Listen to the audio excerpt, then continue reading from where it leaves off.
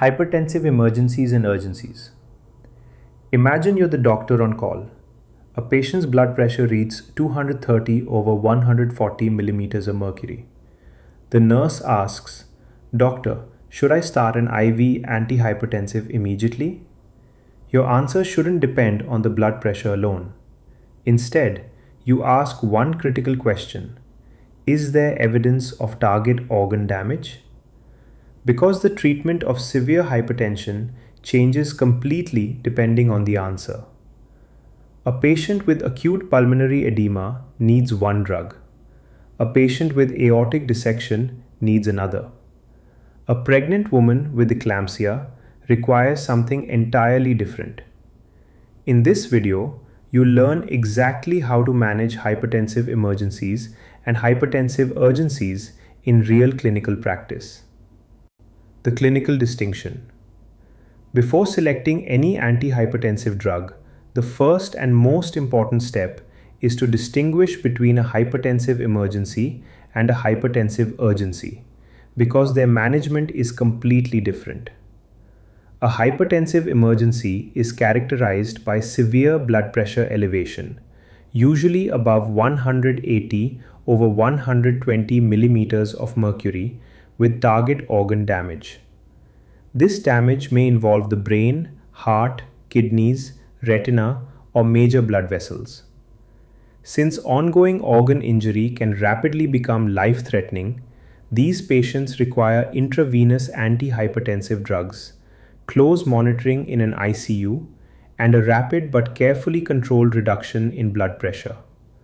Remember, lowering the blood pressure too quickly can reduce blood flow to vital organs and actually worsen the patient's condition. In contrast, a hypertensive urgency also presents with markedly elevated blood pressure, but without evidence of acute target organ damage. These patients do not require emergency intravenous treatment or ICU admission. Instead, they are managed with oral medications in an outpatient or ward setting, aiming for a gradual reduction in blood pressure over the next 24 to 48 hours. So, the key message to remember is this: target organ damage, not the blood pressure value alone, determines whether the patient has a hypertensive emergency or a hypertensive urgency. And this distinction guides the entire treatment strategy. Emergency treatment principles.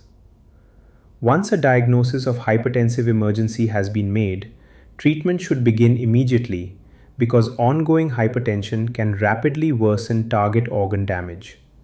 The first principle is immediate action. Start intravenous antihypertensive drugs without delay and manage the patient in an ICU setting where blood pressure and organ function can be monitored continuously. The next principle is the first hour rule. Although blood pressure is dangerously high, it should not be lowered too aggressively.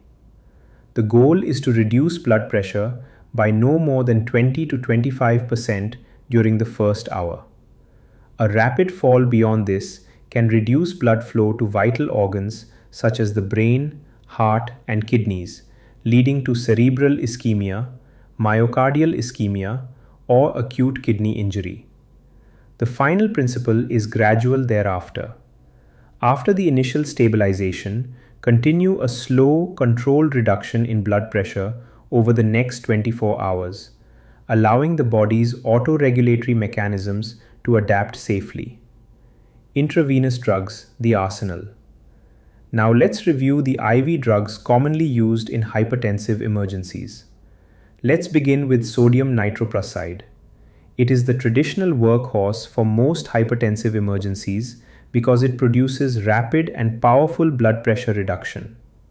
However, prolonged infusion can lead to cyanide toxicity, so it is mainly used for short durations under close monitoring. Next is labetalol, which is particularly useful in stroke, pregnancy, and aortic dissection. Because it blocks both alpha and beta receptors, it lowers blood pressure without causing significant reflex tachycardia, making it a preferred drug in these conditions. Nicardipine and clevidipine are calcium channel blockers that provide rapid, titratable blood pressure control. They are especially valuable in neurological emergencies, such as acute ischemic or hemorrhagic stroke, where blood pressure must be lowered carefully without compromising cerebral perfusion. Nitroglycerin is the drug of choice when severe hypertension is associated with myocardial infarction or acute pulmonary edema, because in addition to lowering blood pressure, it improves coronary blood flow and reduces cardiac preload. For aortic dissection, esmolol is preferred because its ultra-short duration of action allows rapid titration. It is usually used with a vasodilator to reduce both heart rate and blood pressure, thereby minimizing stress on the aortic wall. Finally, hydralazine is commonly used for eclampsia, making it an important option during pregnancy. Phenoldopam, a dopamine 1 agonist, is particularly useful in patients with renal impairment, as it lowers blood pressure while helping preserve renal perfusion. Aortic dissection. In this condition, the priority is not just lowering blood pressure, but also reducing the force with which blood strikes the torn aortic wall. Therefore, the goal is to reduce both heart rate and blood pressure simultaneously. The preferred regimen is esmolol, a short-acting beta blocker combined with sodium nitroprusside, a potent vasodilator. Esmolol slows the heart rate and reduces the force of ventricular contraction, thereby decreasing shear stress on the aorta. Nitroprusside then produces rapid vasodilation and lowers blood pressure. A crucial point to remember is never use a vasodilator alone.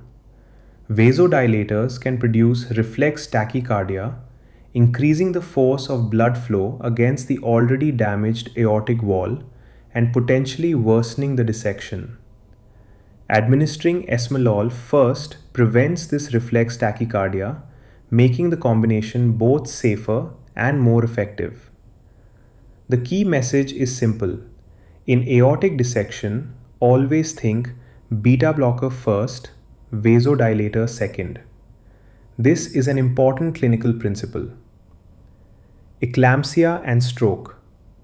Let's now discuss two important condition-specific hypertensive emergencies, eclampsia and stroke. In eclampsia, intravenous labetalol or hydralazine are the preferred drugs because both are safe in pregnancy and effectively lower blood pressure. In contrast, ACE inhibitors are contraindicated because they can cause fetal renal damage and other congenital abnormalities. Sodium nitroprusside should also be avoided whenever possible, especially with prolonged use, because it can generate cyanide which may cross the placenta and pose a fetal risk.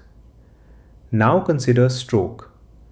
The preferred drugs are labetalol or nicardipine, as they provide smooth, predictable blood pressure control without significantly compromising cerebral blood flow.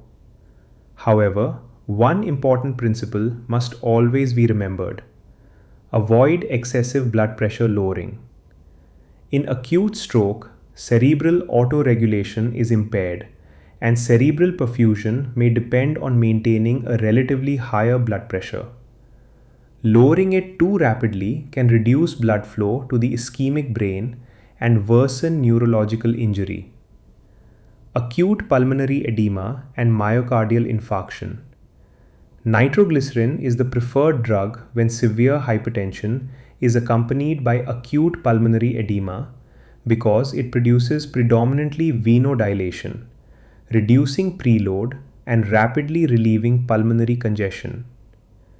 Nitroglycerin is also useful in acute myocardial infarction, where it decreases myocardial oxygen demand by reducing preload and improves coronary blood flow, thereby helping relieve ischemic chest pain.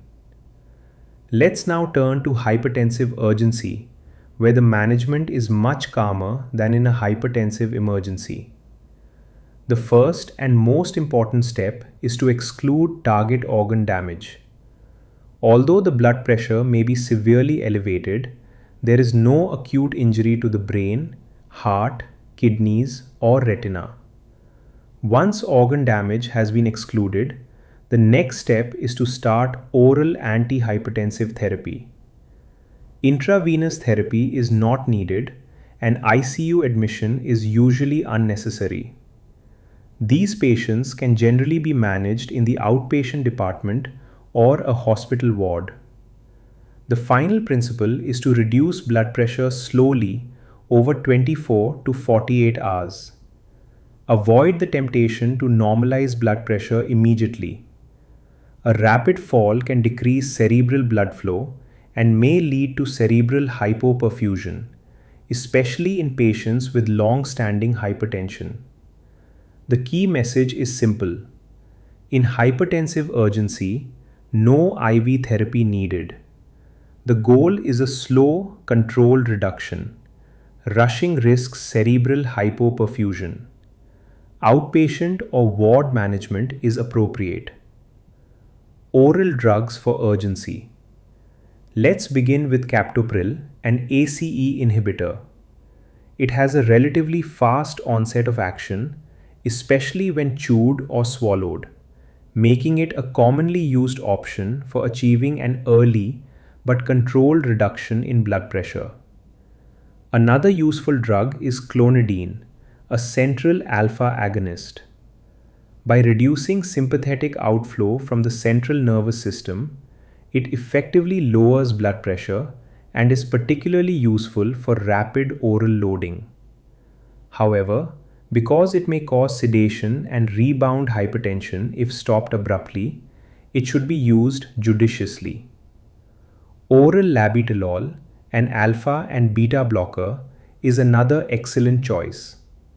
It lowers blood pressure without causing significant reflex tachycardia and is generally versatile and well tolerated, especially in patients who may benefit from combined alpha and beta blockade. Finally, amlodipine, a calcium channel blocker, produces smooth, sustained blood pressure reduction. Although its onset is slower than captopril or clonidine, it provides prolonged blood pressure control and is often useful when initiating long-term antihypertensive therapy. The clinical bottom line. First, always ask one question before anything else. Is there target organ damage? This single question distinguishes a hypertensive emergency from a hypertensive urgency and determines whether the patient requires intravenous drugs in an ICU or oral therapy with gradual blood pressure reduction. Second, never lower blood pressure too quickly. In a hypertensive emergency, the goal is to reduce blood pressure by no more than 20 to 25% during the first hour. Excessive reduction can compromise blood flow to vital organs and lead to cerebral, myocardial, or renal ischemia. Finally, always match the drug to the clinical condition. Aortic dissection, eclampsia, stroke, myocardial infarction, and acute pulmonary edema each require a specific antihypertensive agent. Choosing the right drug is just as important as lowering the blood pressure itself.